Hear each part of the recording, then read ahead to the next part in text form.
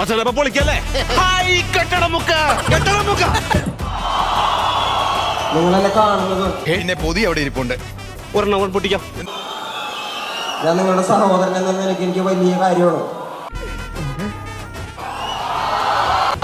ഞാൻ ഒരുപാട് ഇടങ്ങളിൽ പറഞ്ഞിട്ടുള്ളൊരു കാര്യം.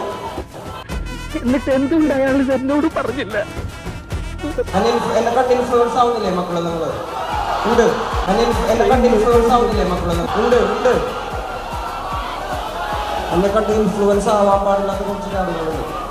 എന്റെ തീർപ്പ് വീടി കൊണ്ടുവരണം. സെറ്റ് ചെയ്താൽ പൊതിയാണെങ്കിലും പിന്നെ അത് ഞാൻ പലയിടങ്ങളിൽ നിങ്ങളോട് പറഞ്ഞിട്ടുണ്ട്. ആ പൊതിയല്ല, 4 ദോശ ഒരു സിംഗിൾ ഓംപ്ലേറ്റും വെച്ചൊരു പൊതി അവിടെ ഇരിപ്പുണ്ടെന്ന്. അതിങ്ങായിരിക്കും. എന്റെ അനിയന്മാര്, എന്നെ കേൾക്കുന്ന കൊച്ചനിയന്മാരും അനിയത്തിമാരും വേടന്റെ കുറെ ദൂശീലങ്ങൾ ഇൻഫ്ലുവൻസ് ആവാതിരിക്കുക. അതെന്നെ ബേബിച്ചിട്ട് ഒരുമാതിരി മറ്റെടുത്തോർത്തും പറഞ്ഞു. എനിക്കിത് പറഞ്ഞു തരാൻ ആരും ഉണ്ടായിരുന്നില്ല. സത്യമാണോ ഈ പറയുന്നത്?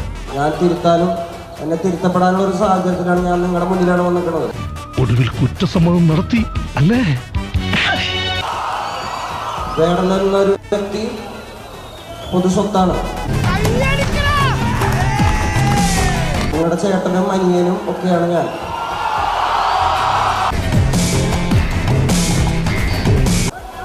അപ്പൊ എന്നെ കണ്ട് ചില കാര്യങ്ങൾ ഇൻഫ്ലുവൻസ് ആവാതിരിക്കുക.